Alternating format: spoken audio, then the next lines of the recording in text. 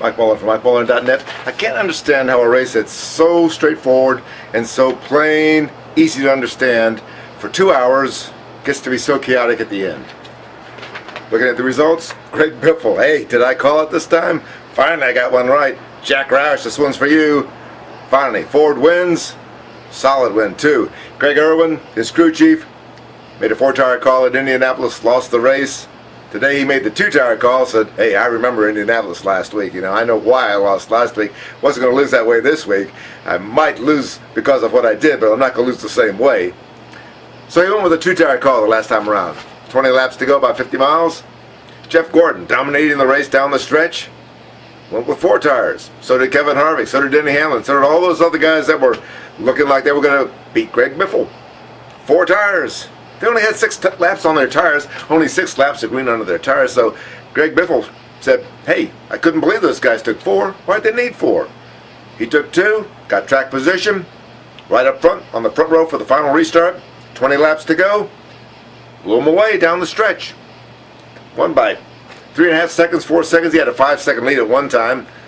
And they told him to back off a little bit, that, hey, those guys are back there battling each other, banging off each other, you know, and, hey, Greg was home free. It made it look so easy. And it was good. Greg Biffle could have opened the season winning Daytona. He made the winning move, just didn't win the race. He could have won Chicago a couple of weeks ago. Had the strongest car there. Engine blew up down the stretch. Ford FR9 worked fine this time. 500 miles of Pocono. I'll tell you, it's a beater of an engine track. It'll tear up those motors really bad. The FR9 did a good job this time. Greg Biffle could have won Indianapolis. Had the car to beat. Him and Juan Pablo Montoya. Greg Biffle, this could be his 4th win of the season. It's his first since 2008. The fall race, remember when he started the chase with wins at Loudon and Dover? He looked pretty strong. And then 64 races without a win. Long dry spell. Greg Erwin, his crew chief, said, it's been hard. You got to go in every Monday morning, 6 a.m. and tell those guys, we're going to get them this week. They worked, they worked, they worked. Chassis designs, they've been through 20 at least, I think, in the last year and a half or so, trying to figure out what Jimmy Johnson's got and all those Hendrick guys and the Childress guys. Well, Greg Biffle says he thinks he's got it right now. The thing is, Matt Kenseth doesn't seem to think he has it. Carl Edwards came in 3rd, looked pretty strong. He had a shot at it. Maybe he's got something going. Ford's been trying everything. I think they finally turned the corner on some of this stuff. Greg Biffle winning. But I tell you, the story, aside from that, was a terrible wreck with Elliott Sadler. Jimmy Johnson trying to bump draft Kurt Busch, and I still remember Loudon a couple of weeks ago, and I don't think they get along too well these days.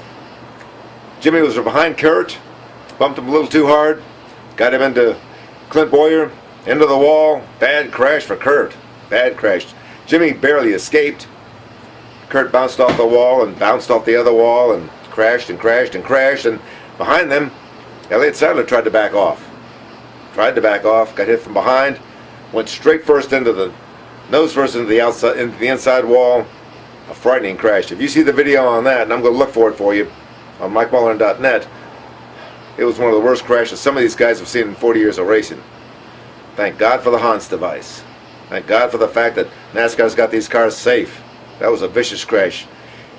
Elliott Sadler probably would be dead right now if it weren't for all the safety devices in these cars. But Pocono Raceway, they've got to change some of those things. They got to change those walls. They got to put some safer barriers up there. That was guardrail. That was guardrail that's 25 or 30 years old, backed by a dirt bank.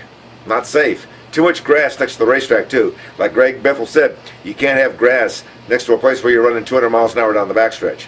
Nope, they got to pave all that stuff, and they got to make those walls safer. They got some plans for next year at Pocono. I think they need to make sure that they've got everything right. And I'm sort of blaming NASCAR for not being on top of that situation. I remember Davey Allison's crash going down the short chute into turn 3, flipped and flipped and flipped. Hasn't changed. That was 1992. NASCAR bears some responsibility for making sure these racetracks are the safest they can possibly be. But all's well that ends well. Elliott Sadler got out of the car. I couldn't believe it. He was in some severe pain, but he got out, went to the infield care center, and got released. Hey, kudos to NASCAR for the good cars. Nice, safe cars, the Hans device and all that sort of stuff. Got to get the racetrack fixed. I think they got to do that. But Greg Biffle wins. Ford wins. And Jack Roush, hey, I bet you he's giving those nurses hell up there right now at the Mayo Clinic. Mike Mullen from MikeMullen.net. Pocono Raceway. Sunday night, Greg Biffle wins. Ford's first win of the season, and now it's on to Watkins Glen.